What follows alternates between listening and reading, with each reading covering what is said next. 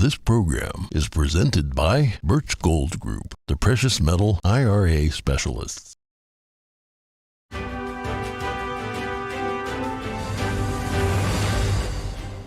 Good morning. In today's headlines, President Biden makes an unannounced visit to Ukraine.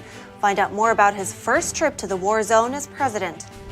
North Korea launched 2 more missiles this morning. The move was widely condemned and is adding to already high tensions in the region. Is China planning to supply Russia with lethal weaponry in its war with Ukraine? That's what U.S. intelligence is indicating. Top U.S. officials react. A bishop in Los Angeles was found dead from a gunshot wound over the weekend. Police say it's a homicide. The shooter or shooters remain at large. And it's President's Day today, so we are taking the opportunity to shine a light on one of the most significant men in American history.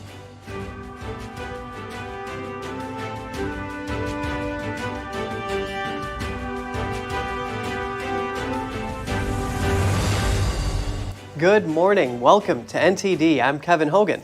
Good morning. I'm Evelyn Lee. Today is Monday, February 20th, and we're starting off the week with a surprise visit from President Biden to Ukraine. He met with President Zelensky in Kyiv today, and we're just days away from the 1-year mark of Russia's invasion. He didn't go empty-handed. Biden's gesture of solidarity comes with another $500 million in U.S. assistance. The war is expected to intensify this spring, with both sides preparing for offensives. So the U.S. is looking to keep allies unified in their support for Ukraine. At the same time, Zelensky is pushing allies to speed up delivery of pledged weapon systems. He's also calling on the West to deliver fighter jets to Ukraine. Biden has so far declined to do that, and we don't know yet if the U.S. notified Moscow before the visit. And after Kyiv, Biden is heading to Warsaw, Poland. The visit is Biden's first to the war zone as president. U.S. Secretary of State Antony Blinken was in Turkey yesterday. He pledged another $100 million in earthquake aid. Blinken was visiting one of the worst affected provinces. It was his first trip to NATO ally Turkey since taking office 2 years ago. He toured Turkey's Hatay province from the air with the Turkish foreign minister. He was expected to meet with U.S. and Turkish service personnel, as well as Turkish military families affected by the earthquake.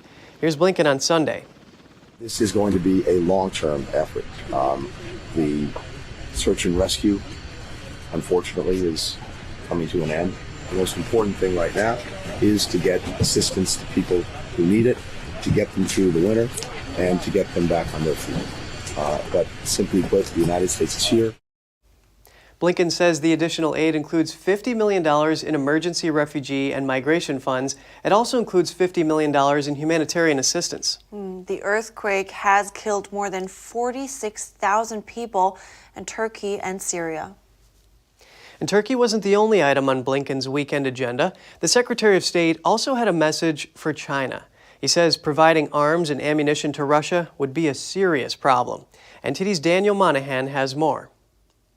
Blinken says the U.S. has long feared China would provide weapons to Russia. Chinese leader Xi Jinping promised Russia a partnership with no limits last year. That was just weeks before Putin sent his troops into Ukraine. Since then, ties between the two countries have only grown stronger. According to Blinken, information from U.S. intelligence now suggests China is considering providing such arms to Russia. Blinken met with the CCP's most senior foreign policy official Wang Yi in Munich over the weekend. He said, quote, "It was important for me to share very clearly with Wang Yi that this would be a serious problem." Russian forces have been on the offensive in eastern Ukraine. Blinken estimates that Russia has 97% of its ground troops in the country. The Russians are eager to capture territory before Ukraine receives the more advanced weapons recently pledged by the U.S. and others. Senator Lindsey Graham says the world should come down hard on China if it provides lethal weapons to Russia. He compared such a move, in his words, to buying a ticket on the Titanic after you saw the movie. Graham says it would be the most catastrophic thing that could happen to the U.S.-China relationship. Meanwhile, the U.S. ambassador to the UN called the Chinese arming Russia a red line.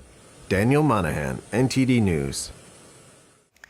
North Korea fired 2 short-range ballistic missiles toward its eastern waters early this morning.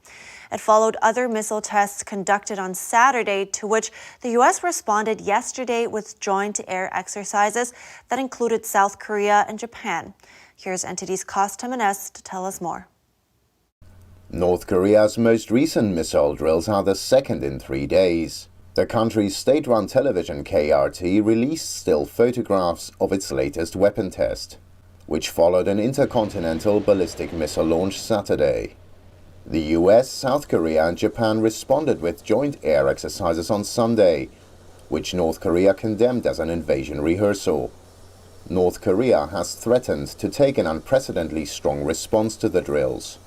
Kim Yo-jong, the sister of North Korea's leader Kim Jong-un, warned U.S. forces to hold any military drills in the region, saying the reclusive nuclear state could turn the Pacific into a firing range. She also accused the United States of trying to turn the UN Security Council into a, quote, tool for its heinous hostile policy toward Pyongyang. According to some experts, North Korea is pushing for more powerful weapons, effectively increasing its leverage in potential negotiations with the U.S. According to Japan's defense ministry, the 2 missiles reached a maximum altitude between 35 and 65 miles. South Korea's Joint Chiefs of Staff decried the launches as a grave provocation that should be ceased immediately. Saturday's missile launch was North Korea's first since early January. Kos Temenes, NTD News. Japanese Prime Minister Fumio Kishida said his country has requested a UN Security Council emergency meeting following the launches. A preliminary briefing is scheduled for later today. And Japan's spokesperson said Japan had lodged a protest to North Korea over the launches, saying they are unacceptable and fuel tension in the region. The founder of one of China's top investment banks has been missing since last week. News of his absence dealt shares of the company a serious blow. This is the latest disappearance of top business executives in the country. Bao Fan, the chairman of China Renaissance, has disappeared and is unreachable. He's been at the heart of financing and Chinese tech. Last Thursday, China Renaissance Holdings says it has been unable to contact Bao. That was in a filing to the Hong Kong Stock Exchange. They added the company has no information of his unavailability was related to the business. Shares of China Renaissance Holdings reversed early gains to fall as much as 5% on Monday. That's after a record low hit in the previous session, triggered by the disappearance of the billionaire. According to some Chinese media, Bao was probably taken away for secret investigation. There have been similar missing cases before. Forbes magazine reported at least half a dozen billionaires disappearing over the past few years after run-ins with the Chinese Communist Party. Jack Ma, the founder of Alibaba, is one of those cases. He disappeared for 3 months in late 2020 after criticizing market regulators. Back to the U.S., giving away decision-making autonomy for health emergencies. The Biden administration is preparing to do just that. It plans to sign a legally binding accord with the World Health Organization. A draft of the pandemic treaty was published on February 1st. It now seeks ratification by all 194 member states. The document grants the WHO the power to declare and manage a global pandemic emergency. All participating countries would submit to the authority of the WHO when a health emergency is declared. That applies to treatments, lockdowns, vaccine mandates, and population surveillance.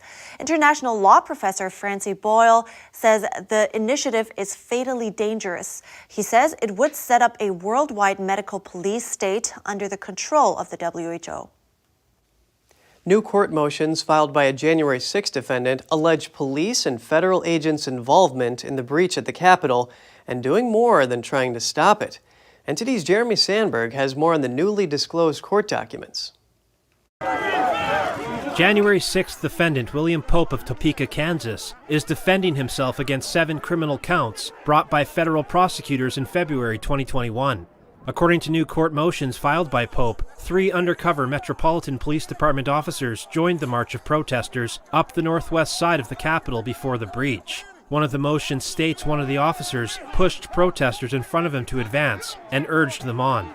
It states the officer joined the crowd in chanting, "Drain the swamp," and "Whose house? Our house," and asked for help in climbing over a barricade, compelling others to do the same. The motion says another officer who walked behind Ashley Babbitt predicted someone was going to get shot. Video from the undercover officers is under court seal. Pope argued in his motions that the Justice Department is trying to prevent him from accessing the full January 6 evidence databases. He's asked U.S. District Judge Rudolph Contreras to compel the DOJ to give him full access to discovery materials. Pope says footage shot by the undercover officers clearly evidences them urging the crowds to advance up the stairs and scaffolding toward the Capitol. Police body cam footage included with Pope's filings also show uniformed officers complaining they were set up to fail that day. I didn't know we were coming up for this. I would have made sure we all had our masks. I didn't realize how bad. They set us up to fail. They did. There was no way we were winning that. They set us up. They set up 64. Oh, absolutely. And then they asked her to come 2 hours later. They set us up. Officers stopping four-armed men in plain clothes who turned out to be federal agents before allowing them to go on their way. Yes, we're all police. Police? Yeah, law enforcement. Can you show me your credentials? Appreciate it. Okay. That's all I need. All that's armed. Colin? You gotta do a little better hiding it. And video showing a police officer imploring protesters to keep marching towards the Capitol after former President Trump's speech. Information in the court papers could rekindle the debate about the role undercover officers and agents played in the Capitol breach, and why the Department of Justice and federal judges have kept the evidence under seal and away from public view. Jeremy Sandberg, NTD News. A Catholic bishop was shot and killed in California over the weekend. Police said on Saturday it was murder. 69-year-old auxiliary bishop David O'Connell was found bleeding in a home in LA. Officials say he was suffering from a gunshot wound to the chest and pronounced dead at the scene. Authorities have not said if he was targeted or if religion was a factor in the killing. O'Connell was named to his church position by Pope Francis in 2015. He worked to broker peace between residents and law enforcement after the Rodney King riots in 1992, and later focused on gang intervention. The church says he served the Los Angeles area for about 45 years. Parishioners in the area are mourning the bishop's death. Many say they are shocked that anyone would want to harm him. The bishop was a native to Ireland and was known for his kindness and sense of humor. Investigators say suicide has been ruled out. No motive or suspect has been named yet. The shooter or shooters remain at large. Anyone with information is being asked to contact law enforcement or Crime Stoppers if they wish to remain anonymous. A freak accident at a water park in New Jersey yesterday left 8 people injured. It happened at the DreamWorks Water Park in East Rutherford. A decorative helicopter inside the park fell from the ceiling and landed in the pool below. Paramedics took one of the 8 people injured to a hospital for treatment. The other 7 were not seriously hurt. The water park will remain closed today. An investigation is underway to figure out what happened. And now we pause for a moment with a message from our sponsor, Birch Gold Group. The U.S. just went through the $31.4 trillion debt ceiling. That means to pay off this debt, every taxpayer in America would have to write a check for $247,000. And Birch Gold Group says that now is a great time to protect your savings by diversifying into gold with Birch Gold Group. They can help convert your IRA or 401k into an IRA in precious metals. Just text the word NTD to 989898 to claim your free info kit to learn more. There's no obligation to make this request. With an A+ rating with the Better Business Bureau, thousands of happy customers, and countless 5-star reviews, Birch Gold can help you. Get your free info kit today by texting NTD to the number 989898. And just ahead, the oldest living president in hospice care at home. Former U.S. President Jimmy Carter wants to spend his remaining time with family. We have more on the 98-year-old and the outpouring of support he's receiving. And Meta launches a new subscription service. Find out how the subscription service helps out content creators and what some of the requirements are after the break.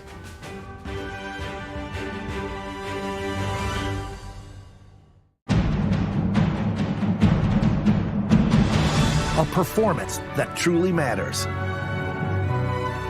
for each and every one of us.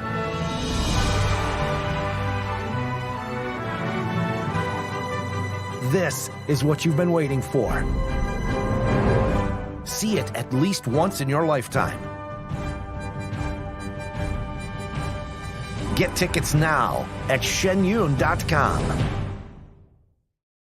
This is Stephen K. Bannon. I urge you to protect your savings from inflation by diversifying into a physical gold IRA from Birch Gold Group. Simply text the word NTD to 989898 and you'll get a free info kit on gold IRAs explaining everything.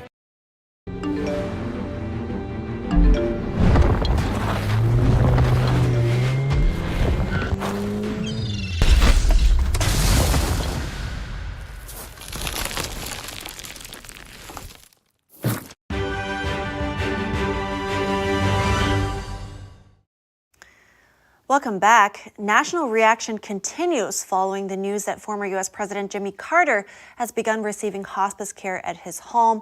The former president turned 98 years old last year and is the oldest living president. Here's a story. Lord, we'd be amiss this morning if we did not lift President Carter to you. Sunday morning in Plains, Georgia, it was packed for Sunday school at a service at Maranatha Baptist Church. This is where former President Jimmy Carter taught his traditional Sunday school in his hometown for years, until his health forced him to give it up in 2020. On Saturday, the news came that the 98-year-old former president has decided to spend his remaining time at home with his family and to receive hospice care instead of additional medical intervention, according to the Carter Center. In 2015, former President Carter announced he had survived brain and liver cancer.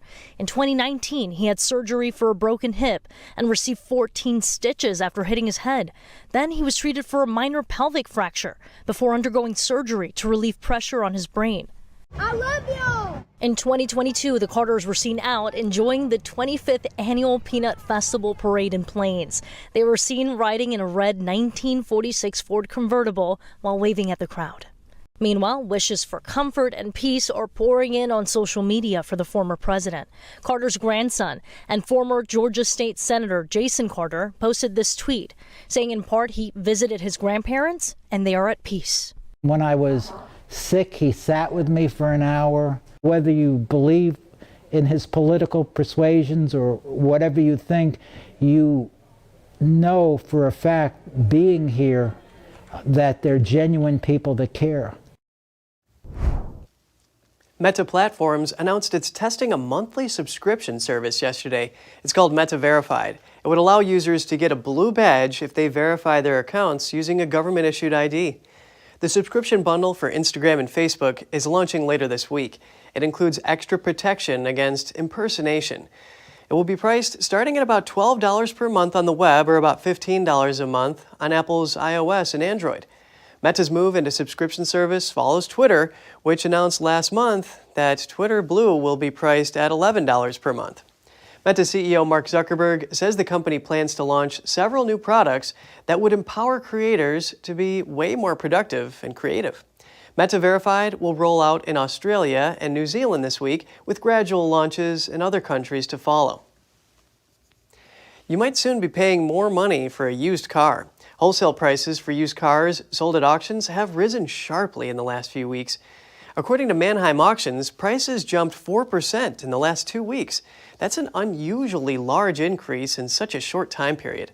And the jump also caught industry insiders by surprise. A shortage of new car inventory helped drive both new and used car prices to record levels earlier last year.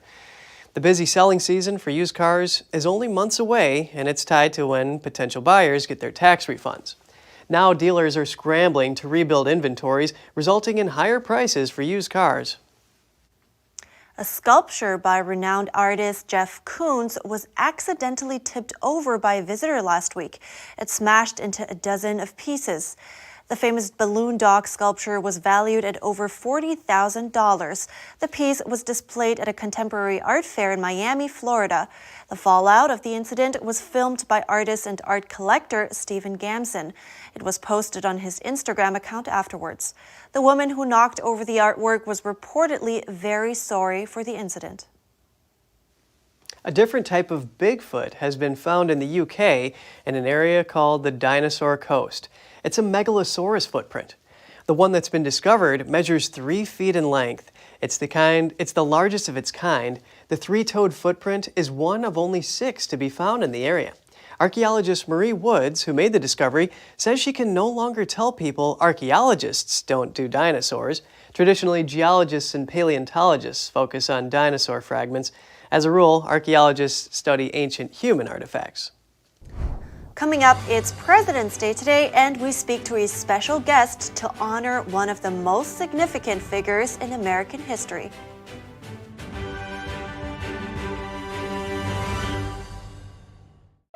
The Fixture Pioneer, CGM. Professional AI intelligent fixtures. All-round integration of 4 systems. High precision, high durability, high quality. 2-micrometer repetition accuracy. More than 80 patent certificates. ISO 9001 approved. Precision clamping to meet your every need. CGM has it all. Pride of Taiwan, CGM. Hi, I'm Smokey Bear, and I made an assistant to help you out, because only you can prevent wildfires. Hey, Assistant Smokey Bear, call me Papa Bear, because I'm grilling up dinner. Do you get it? Yes, good job. So, what should I do with all these coals? Don't just toss them out. Put them in a metal container because those embers can start a wildfire. I understand. The stakes are high. Ha ha ha ha. See, Smokey thinks I'm funny.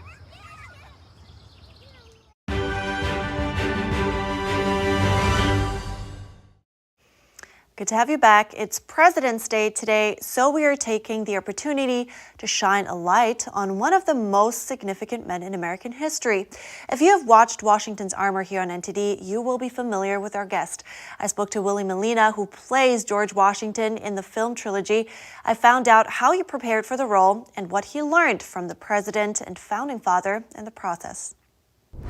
So I knew what everyone knows, or what we thought we knew, the chopping down of the cherry tree, which many believe actually did not happen. Historians say that it didn't actually happen, just a learning lesson. But I knew that he was the general of the American Revolutionary War. I knew that he was the first president. And that's kind of where my knowledge ended. How did I prepare? Anything I could find. I honestly had a friend that gave me his Rules of Civility that he wrote and that he studied early on.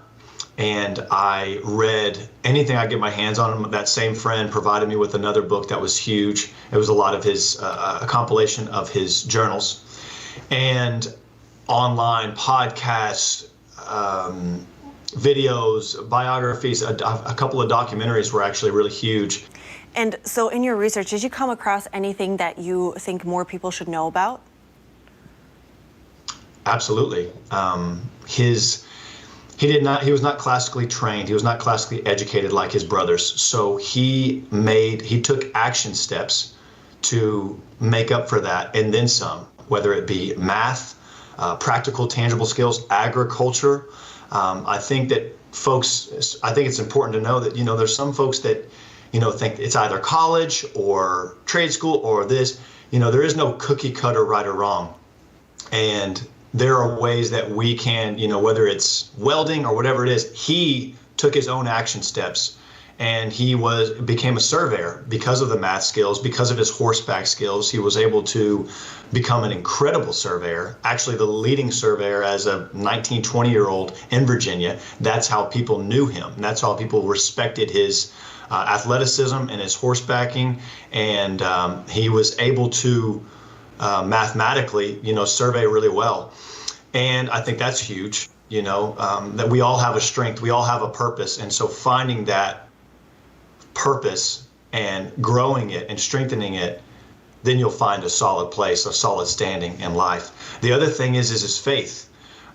When he was to also make up for that educational deficiency, he wasn't like, he didn't go, to Oxford or Cambridge. He didn't go to a classically renowned school. He was homeschooled. To put it bluntly, he was essentially homeschooled. And so he made a point to write a journal every morning and write his prayers. So he was practicing his writing, he was practicing his speaking, how to formulate, a beginning, middle, and end, as well as strengthening his spirituality, which, we all need a sense of spirituality in some respect, even if it's the sun, the moon, the stars, having a respect for nature, whatever it is. Spirituality is a really important aspect. So I think educationally, he took action steps to make that work for himself, and then as well as a spiritual aspect of, who he was and why he was here. So it sounds like he didn't really wait for help. He just really took things into his own hands, which is really inspiring. And it's President's Day soon. So how do you remember George Washington, and how do you think he should be remembered? He himself, he never once said, I want to be this. I want to be the General Revolutionary War. I want to be the President of the United States. He always excused himself when there was a vote. So I think he should be remembered as humble leader that, sought first to involve people smarter than him, sought first to seek the wisdom of a higher power, that spiritual aspect. But most importantly, a well-rounded, humble man who was willing to be big enough to see how small he was. He never stood up first and said, it's me, I'm the one, I should be doing this. And that is just lost in today's times. So the humility, I think, is really, really important when remembering George Washington.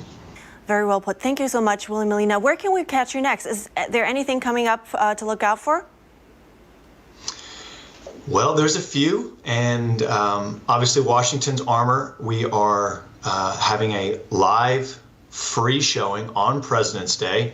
It's for the homeschool community as well as those who would like to see it. You can see it on February 20th in remembrance of George Washington. And I have a movie that I did called Just One Life that is currently being edited. It's a faith-based love story about a man named Sam who is a professor of astronomy, and he wants to prove the existence of the Star of Bethlehem. I think it's a great story, so I'm truly hoping that there is a door open for that story to be seen for a wide audience. And there's some other small, and Guardians. There's a show called Guardians on PureFlix. All right. Thank you so much, Willie Molina. A lot going on. I'll watch out for that. Thanks for your time today. Thank you. Yeah, Evelyn, Washington certainly did a lot. Commander of the Continental Army, first president. Yeah, absolutely. And it's, one thing that I really took from it, despite everything, right? He said he was big enough to see how small he was, and that kind of humility. Yeah, I thought that was a very nice quote. Yeah, that's pretty profound. And I find it interesting how faith and homeschooling were part of his life, and he led to all those great things. Yeah, for sure. And he wasn't actually aiming for anything. He was led by the path, basically. Very driven man. We could talk about this all day, but thanks everybody for tuning in today. That's it. We'd love to hear from you. You can share your thoughts and your story at goodmorning@ntd.com. Shoot us an email if you'd like, as usual. Thanks for watching. I'm Evelyn Lee. And I'm Kevin Hogan.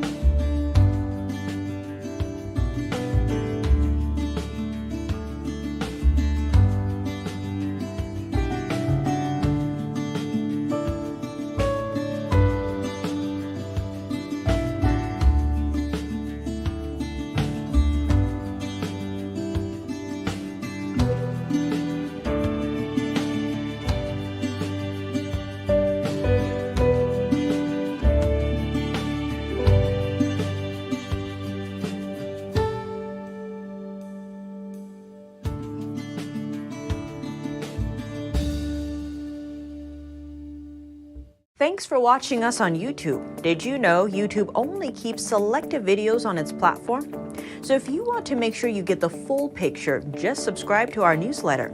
Go to newsletter.ntd.com and sign up. It's free.